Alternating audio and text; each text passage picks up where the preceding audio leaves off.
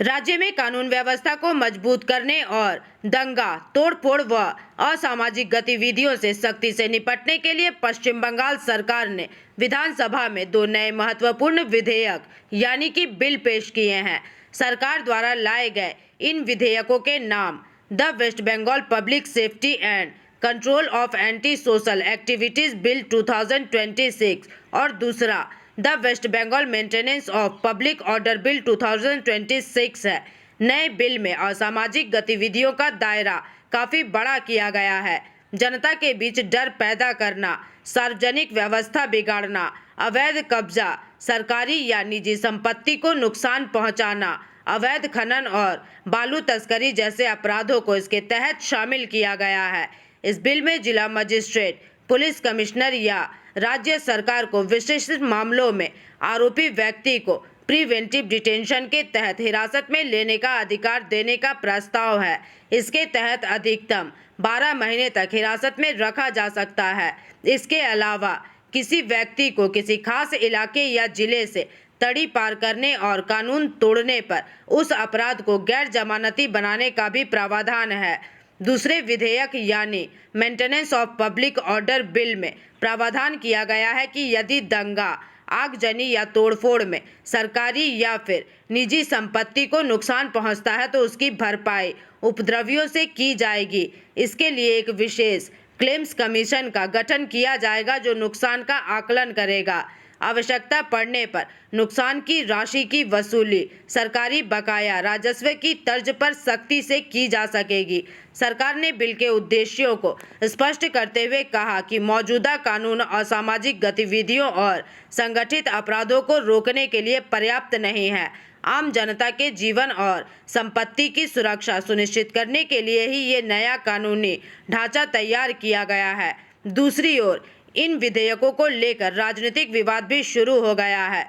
विपक्ष के एक बड़े धड़े का आरोप है कि भविष्य में इन कानूनों का राजनीतिक उद्देश्यों और विरोधियों को दबाने के लिए दुरुपयोग किया जा सकता है। हालांकि सरकार ने इन आरोपों को खारिज करते हुए दावा किया है कि जन सुरक्षा और कानून व्यवस्था बनाए रखना ही इन विधेयकों का एकमात्र लक्ष्य है।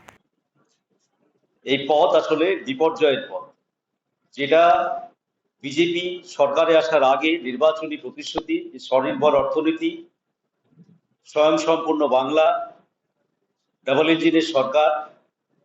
তাহলে আমাদের রাজ্যের যে অর্থনীতি গত 15 বছরে তৃণমূল কংগ্রেস বাজার থেকে ধার করে অর্থনীতিকে একেবারে ঋণ নির্ভর অর্থনীতিতে পরিণত করেছে, সেই পথ থেকে স্বাবলম্বী অর্থনীতির দিকে নিয়ে যাওয়ার বাজেট এটা না।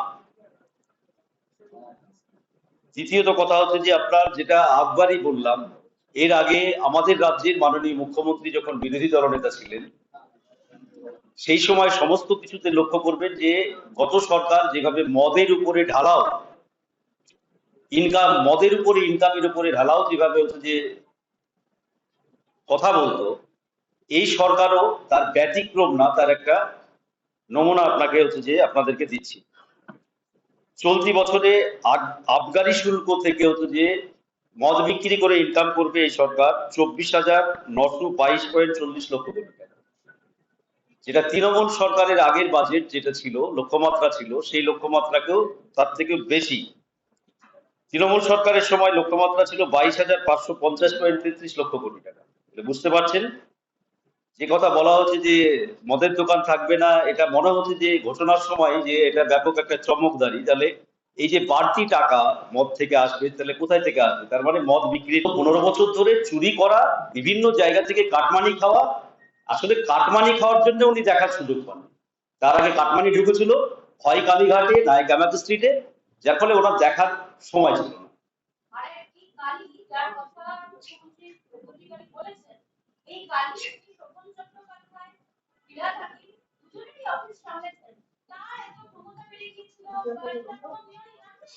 সেটাই তো বললাম আপনাকে, উনি সব জানতেন। আসলে গত 15 বছর ধরে ওনারা যে পাপ করেছেন, যে কাটমানি খেয়েছেন, আজকে সেই কারণে তো ভালো তৃণমূল সাজতে হচ্ছে। এটা সবাই বুঝছে, গোটা রাজ্যের মানুষ। উনি জানতেন না বলছেন, এটা হচ্ছে ন্যাকামো। সব জানতেন, সবকিছু জেনে শুনে এসব করেছেন। Bureau report PVTV news. Raniganj में इतने लग्जरी रूम, वो भी इतने कम प्राइस में। सो मैं बात कर रही हूँ रानीगंज के NSD रोड में लोकेटेड होटल अतिथि इन के बारे में। यहाँ पे आपको फैमिली, फ्रेंड्स और कॉर्पोरेट के लिए रूम्स मिल जाएंगे, वो भी सिर्फ 1500 स्टार्टिंग प्राइस में। यहाँ पे आपको super deluxe room, Dulux room, regular room के साथ साथ प्योर वेज रेस्टोरेंट, जहाँ से आप अपने रूम तक टेस्टी फूड ऑर्डर्स कर सकते हैं। ये होटल हाइजीनिक और क्लीन होने के साथ साथ 27 हेल्पिंग फैसिलिटी भी देती है। High speed wifi, TV with fully AC interior, 24/7 room service, good ambience, clean cupboards, separate geyser facilities, clean washrooms, smoking area. अगर आपका भी प्लान है रानीगंज में स्टे करने के लिए, तो आपके लिए ये एक अच्छा ऑप्शन हो सकता है। आप यहाँ पर रूम ऑनलाइन प्लेटफॉर्म मेक माई ट्रिप से भी बुक कर सकते हैं। अगर आप मेरी वीडियो दिखाते हैं तो आपको मिलेगा एक्स्ट्रा 20% ऑफ। अतिथि इन होटल आपको रानीगंज स्टेशन से 5 मिनट वॉकिंग डिस्टेंस पे मिल जाएगा। और इन्फॉर्मेशन के लिए आप इन्हें कॉल भी कर सकते हैं। Thank you for watching.